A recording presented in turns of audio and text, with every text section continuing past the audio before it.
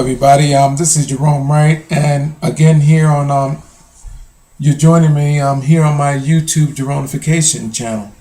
Okay, I'm doing this video. This painting, by the way, is a Renaissance painting by artist Raphael. Raphael, and if you Google the image, it would come up as Raphael 46. Now, I didn't get the title of the woman that's actually being depicted, or the title of the painting. I just have it down as Raphael 46. It didn't dawn on me that I didn't get the name for the painting until after I began to create this video here. But I mean, just for the sake of creating a video, we'll just call it Raphael 46. And Raphael is a famous Renaissance artist. And basically, all you have to do is Google his name, Raphael or Raphael 46. And this image will pop up. I'm doing this video in acceptance of this painting being directed to me by a fellow Facebook member and YouTube follower of mine, John Zielinski. He directed me to the image, and he told me he's been following my videos there on YouTube and on Facebook. And he tells me that he has seen some images in there consistent with the ones that he's been seeing as I've been describing to him in some of my other videos. And I agree with him on what he's seeing. But I'm going to go further, and I told him I was going to make this video, and I was going to describe in detail what is actually being shown and being described here. Okay. Now, basically, what you have is, you have an artist boasting of his knowledge that there were genetic alterings and genetic manipulations of that of mankind's being. And as a result, bloodlines was changed and they were altered. And this artist captures how he knew how this female got her appearance and how she genetically came to thus far in this time in his era. And he is describing in his painting boastfully how he knows how this woman, well, you would call her a fair maiden or whatever you want, came to her likeness, meaning her eyes, her hair, and her skin. And what he is describing in detail is how through a genetic manipulation, a cult-like ritual, a process, a genetic bridging with mankind's being and genetics with that of animals from our ape ancestor, from our African ancestors, emerged this likeness, this genetic likeness of this woman. And it's amazing because in everything that I describe in detail, it's right here in the picture, and I can show you. And all you have to do is Google the image and you'll agree with me. I'm going to take you to this woman's hair. It's my position that genetically she is boasting that she has gotten this way. Well, not she, the artist, has gotten this way through the genetic alterings and genetic interference of that of a lion intervention of genes. Okay? I know you're saying, okay, Jerome, that's okay. Well, just hang on. When you Google the image, look at her hair and how in comparison is of that with the lion. Look at her eyes. Look at how her eyes are in comparison of that with the lion. And I'm going to get to the unicorn down there too, by the way, people, but not just quite yet. And then go to her. I see an image here as I'm talking to you. Damn it.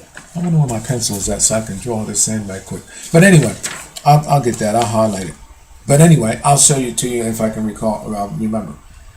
And it boastfully shows you, there's an image here too, a shadow of an image, and it's a witch-like woman right here. She's the mother of creation.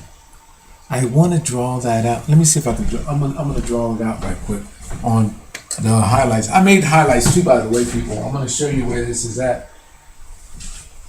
I made highlights, so I'm just going to highlight it right quick on this one here that I made my highlights on, because I can see these images, and I just want to show you how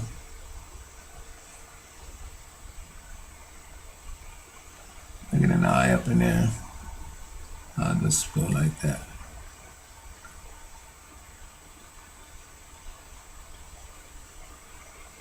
How they show you. Alright, I'm going to put that down there. Alright, I'm gonna bring up an image in a minute, people. But here, and this woman's hair, there is a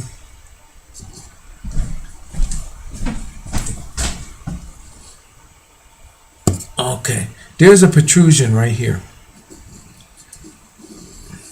It creates the head and face of a lion. Even the impression or the indication of an eye is there. The lion's whiskers, the lion's mouth, and the lion's head right there in the hair. Now, then there's a shadowy figure right here that creates the witch-like woman, which is the mother of creation, and even she is in the mutation likeness of that of having an appearance of that of a lion, showing you that this creature's genetics is now in the likeness of that woman, or in the genetically inwardly of this woman here. And this is the reason why calls for her being in the likeness that she is. But I'm going to show you, because you have a unicorn here, but you don't see no lion, right? Well, I'm going to bring all of that, the encryptions, and I'm going to show you how through the unicorn, first of all, represents the horse. I know what the horn on this guy is. Don't nobody know where the unicorn emerged from, where it came from, but I know where the unicorn came from. I know where the mythical being or the horse Pegasus arrives into the equation in mankind's history as well. And knowing what's going on makes this innocent. Just like if you have an angel sitting here with a wing on his back, or her holding a unicorn with this on, it makes it look like something divine, something unrealistic. But when in fact this is a factual image, reality right here. But it seems untrue and unreal because everybody said, okay, there's not no unicorns. This artist was just getting carried away. Oh, no. You take away this, the horn off the unicorn, and you have a horse. And which lends for the rest of my sharing with you what I'm describing as there being genetic manipulation. This woman is saying the resulting genetics and contamination with a horse, with that of African ape, and with that of a lion, came her likeness. Those genetic breakdowns here calls for a watering down of genetics and genes, which calls for her likeness and her being, her fair being. Let me show you right quick. Let me go on, because I'm getting sidetracked with what I'm actually describing here. First of all, let's go to her hair. Here. Can I get that? Do I need more light, or I don't know if I can have that. I can't really. Oh, I'm coming off that. I'm gonna put some more light on right quick. Let me see if I can get more light on the subject here. Okay. Let me see where we at here. Alright. They got me some more light right there. Okay, first of all, there's a shadowy image right here of a woman with a lion's face. It's in a shadowed image right there. And that's why this lock of hair comes out like it does, because that lock of hair creates the face similar to what is actually being shown here. Okay? Now, here is an actual lion's face, where you will see the whiskers, and let me see if I can bring that in closer without distorting that for you. You will see the whiskers. There you go. Let me get that turned in. You will see the whiskers on the lion, the lion's face, okay, the lion's chin, and more importantly, you will see even the eye which is right there when you Google this image and bring it in, now that I'm showing this to you. Okay? Now, before I go to the rest of the encryptions, what this is describing is that we all know that the hair of our being describes the genetic identifiers with our bodies. So Renaissance artists used the hair to say, this is who we have genetically become. And it's my position, with the presence of these lion's images, they are telling us, even with her appearance, the coloring of her hair and the eyes, that through the genetic intervention of the lion, this woman's image emerged. Okay? Now, it even shows you where and how it actually happened. Well, not where, but how it actually happened. Let's go down to this unicorn. And you can even see shadowy figures of faces before I even start to turn this. Look at that there, open mouth, nose, and eye. Look at all of that. And you start to see little discombobulated things that actually look strange about this. So what I'm going to do is I'm going to turn it around. And am I going the right way? No. Let's go this way. Is that the right way? Yes, I am in there. Where am I? Seeing this thing upside down is actually killing me here. Okay, no. I have to do it actually this way, I believe. It's amazing how for doing this video and doing this thing upside down like this, you can't really make out what it is you're actually trying to see. Come over this way like that. Actually, I had it right the first time because I see it upside down now. All right, I was looking at the wrong thing. That's why I kept swinging it around. All right. Now, there is stuff all through this being here, but I just want to do the things that actually stick out for you. Okay, so you can, when you Google the image, you'll actually see. It's my position that all mankind emerged from that of the ape. Okay, the overall image here creates the likeness of an ape, first of all, which is also difficult to see. I made some highlights. Then in here you'll see there's another lamb-like creature right here with his mouth open with the nostrils. Let me bring that in a little closer so you can actually see with me. And you'll start seeing these multi-dimensional images in here.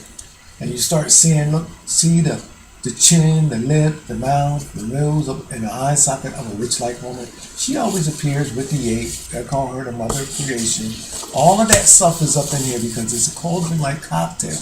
Then I highlighted some specific things that I want you to see so you can actually go ahead and find them for yourself. Okay? So it's my position that the horse, which is represented by the unicorn, okay, the lion, the ape, which is a representation of African origins, all are identifiers that says that there was a genetic contamination of that bloodlines, of those bloodlines, and when extracted, new bloodlines was created. It calls for subsequent likenesses like this here.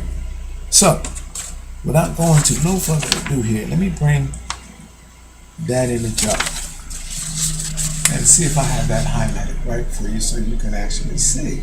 How come I can't get this to fall right the way I want it here for you?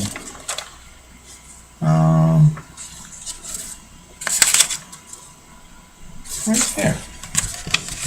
There you go there. Okay. Let me put this on. Now I do have that turned the right way. Yes, I do. Right there. Like that. I'm gonna put it side by side with that. Now, people, there is much more to this than you can possibly ever imagine.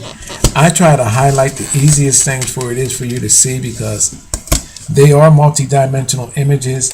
And I mean, just when you think you have your eyes fixed in on one image, another one pops up. And this is what makes these encryption styles so efficient in the way that they are created, because these multi-dimensional images, by the time you try to hone in on one image, another one shoots out and appears. Right here. Which image do I want you to see first? Let's go here. Let me see if I can turn that in a way that I can show you that African or the face of this black being first, our African being first. And I have that highlighted. All right, I'm going to turn it in this direction right here. All right, I almost got it upside down in a way so I can show you. Here, when you go and look at this image, look here. There's the chin there. Here's the lip, the bottom lip. There's the open mouth lip line area. Here's the top lip. Then there's the nose. Now, it gets tricky from that. Okay, it gets tricky. Now, where we at here? Now, where the would-be eye would be right here, we'll notice that this lamb's body in the breast area, or this unicorn's area in the breast body, right in here, creates like a Roman-like helmet, right there, arch, right there, over. In fact, let me draw this guy all the way out. A Roman-like archway, and here's his chin around the head. All right, the mouth line. See the mouth line right there, straight across. Let me highlight that right quick for you. And here's the bottom lip area, lip. When you highlight these things too much, it actually takes away. Now, we're right here. I don't want to do no more here. Right there. There's a face of a black man. Right there. A portion of a face of a black man right there. Right next to the face of that guy is the portion of a face of a lion, which I'm drawing right now, drawing out. Here's the lines, even the points to his mouth, the defining features of his mouth, the whiskers like in the bottom of his chin area, and just above both of his two upper lips area, the way that the face is there. Can you see what I just did? Oh gosh, I don't know if I can get you to see that. And then the lion's nose. All right, the lion's mouth is right here in this area. I'm trying to draw all of that as I describe this to you. All right, there's the lion's mouth right there. The lion's nose is right here. Right there. There's the point of the lion's nose right there. And when the lion nose goes up on the bridge of the nose, the bridge of the nose creates the face of yet another monkey. Now, you're probably saying, well, what in the world? Okay, there's the lion's mouth, the defining features of the lion's mouth right there. It gets better, people, so hang in there with me. All right. Now, remind you that there's the half face of the African person here. Now, there's an ape right here. Now, keep in mind that this is the triangular part of the lion's nose right there. Okay, here's the bottom part. There's the whiskers off to the either side right there. Now, coming up to the bridge of the lion's nose, the bridge of the lion's nose on this side creates the face of an ape. Okay, now I'm going to see if I can bring the ape's nose in. I'm probably going to mess it up, but this is the face of an ape. And what that describes right there, just in this area, just alone, that the ape, African ancestor, and the lion were genetically manipulated of each other, genetic bridged over each other. And what happened as a result of that? It's telling you right here that from the lion's genes and the contamination with that of the black African genes, the dominating gene came out with a created whited version of mankind. And this is the face right here. Look at the open mouth, look at the nostril, look at the eye socket, and look at this face right here. It's telling you that the genetics of the lion, which is depicted right here, with a cross-contamination with that of African ape gene and the horse, I left that out, it lightened the chemistry, inwardly and outwardly, which subsequently calls for the likenesses of this being. Are you with me, people? What happened here is that everyone knows that the color black and the genetics of black, here's the color black, and the genetics of black are a hard color, not just outwardly in pigmentation of skin, but inwardly, as far as genetically, are hard genes to contaminate and to change or to alter. People, artists are showing you, and it's not just Raphael, artists are showing you globally that how we got from each continent to each continent and civilization of people and how we were genetically altered. They're describing it in the creatures, and even in the making the creatures in a divine sense. So it seems unrealistic that even such an occurrence is possible or it ever occurred. But if you take the horn off this unicorn, you have a simple plain horse, people,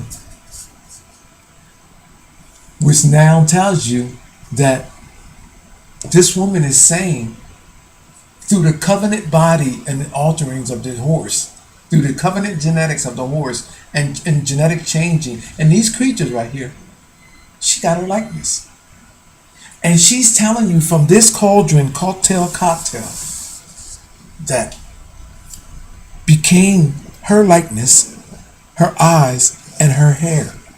And now she carries the bloodline and control it through her body.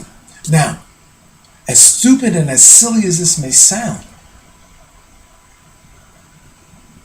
but don't it make a whole lot of sense? Look at what's happening today with bloodlines of kings and queens, how they're being preserved. When they're talking about the bloodlines of Jesus or the blood of Jesus, look at how through religion bloodlines are being preserved. Because what are they doing? They're telling you that you must remain celibate, while behind the closed doors other people are doing what they got to do.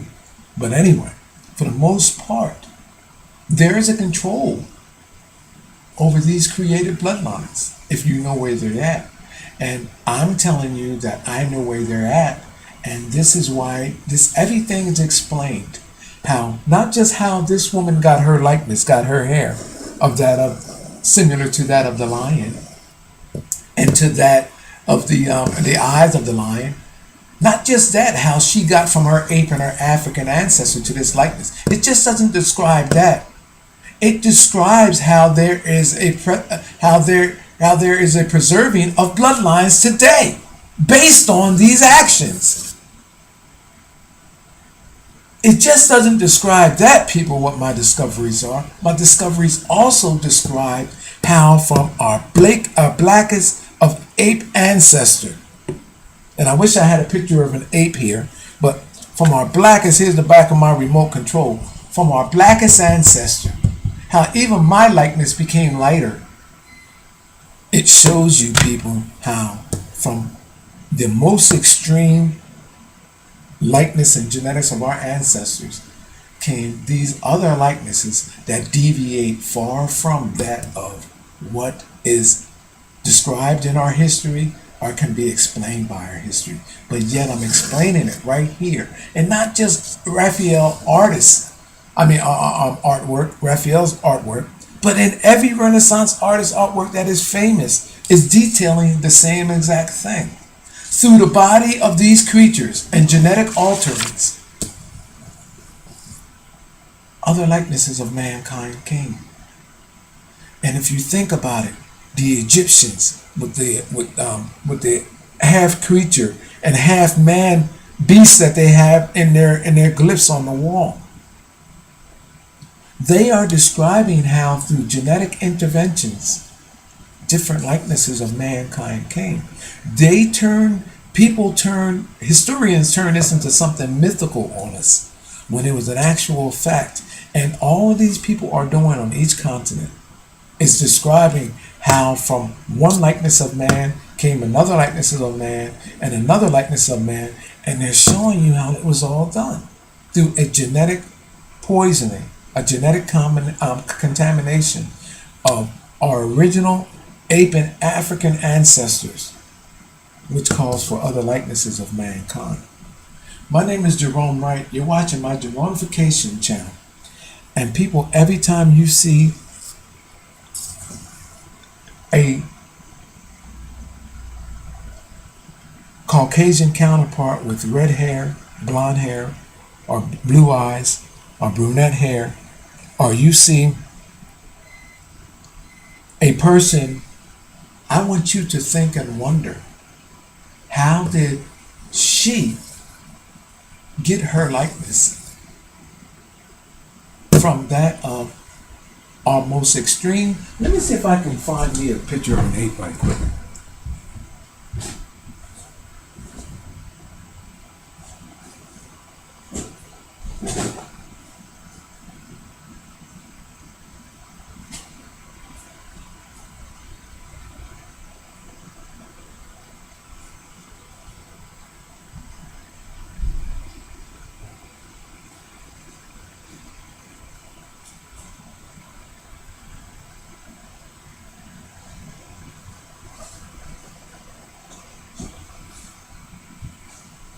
Yes, I did find a picture of an ape.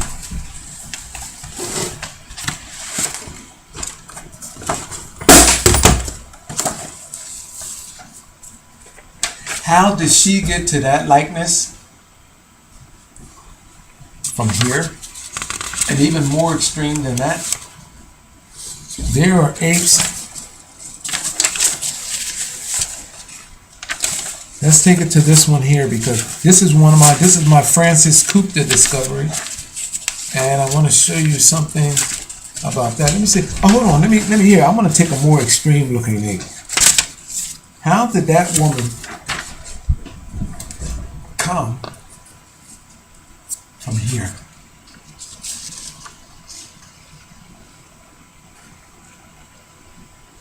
You know how? Is shown to us. Here's a painting that I discovered. Our ancestor. This is dubbed as the name of our ancestor, the man of 20,000 years ago. And this is by Francis Gupta, and this appeared in a London paper. And you see my encryptions that I decoded on this. It shows the shadow that this ape is casting on the wall is that of a reptilian ape. Here you will see a triceratops bent over with a penis in its mouth, and here in the ape's fore behind is a horse right there, showing you that the penis of the horse and the triceratops bridged over each other. And this is what is being described. Now this is, I think, is a when was this published in the paper? Let me see if I have the date on here. It was 19 something that this was in the London paper, and I don't have the information out here, so I'm not going to go into great detail. But it seems, people, that everybody knows how mankind, and it shows dinosaurs down here and all these other encryptions. Everybody seems to know how mankind came to be. And a lot of these famous images that became famous, that go on to become famous, they have all of these hidden suggestions and innuendos behind them. But check this out. It's not just how this woman got her likeness, but people, it describes how, look, and is there an African man over here somewhere? I think over here I got him cut off the page. He's down here in the corner, in fact. There's an African American man there. But notice how each one of these orientations of people kind of resemble the creature that they're actually next to. I like this picture, by the way. Look, and even the apes were affected by this genetic manipulation process because it is something that was consistently ongoing until you finally got from this likeness through to this likeness, our Asian counterparts. It shows us how we were genetically changed. Down here at the bottom of the line, on this side, is a African man or black man, and it shows us that through each one of these morphine stages, and this doesn't show you this insinuates that. I use this as my insinuating chart. And through our Asian counterparts, through our African counterparts, through our Asian counterparts, likenesses like this emerged, even with the apes. It's my position that not just can we describe how we got our likenesses from here, but also the same thing with our apes. There are readable grails, readable blueprints, people, that is kept in artwork, and then I know where other blueprints are as well too. It's not just there in the artwork. I can direct us. I can tell you, beginning with our African continent of created people, through to our Asian world, our Egyptian, Asian, and finally to our Caucasian counterparts, how each civilization of people came to be, and what animals genetically contributed to their becoming and altering. And this is how people like Raphael can now, in his time, and that's another disturbing thing too, because Renaissance artists knew of all of this information that I'm describing that sounds so impossible to believe. Renaissance artists knew of all of this because a majority of them have them things depicted in their artworks, with apes, beginning with our apes and our African ancestors, because this is where it all began at. So they can't have a black man out there with this woman. So what they do, they use the closest ancestor to that of the black man or African man, which is the ape. And then they show or describing from that stage how each level of genetic manipulation occurred through contamination of that ape man, that African man, with the horse, with the lion, that resulted in the genetic breakdown, the meltdown, the chemistry of our founding genetics. And then emerge likenesses like this.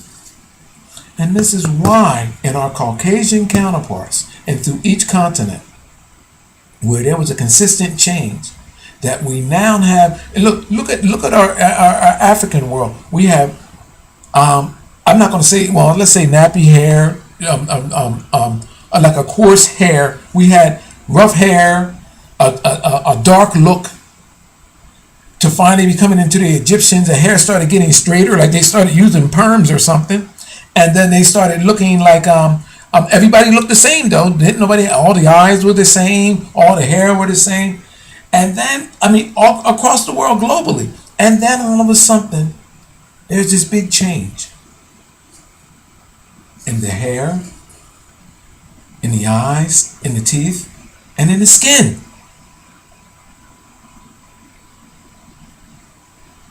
And you want to try to say that this is a Darwin theory, a selective no, people. This is a precise genetic targeting and altering, where animals such as horses were used, animals such as dogs were used, animals such as lions was used, cats, and it's all recorded. Even the history of the Garden of Eden. Everything is describing how there was a change, a genetic change, and then new bloodline was created. And the bloodstone is now carried within her body, in her blood, through this chemistry. New blood was created. And this is what everything is detailing. In all religion, every ancient text describes this. Every ancient religion describes this. Every ancient, pretty much myth describes this.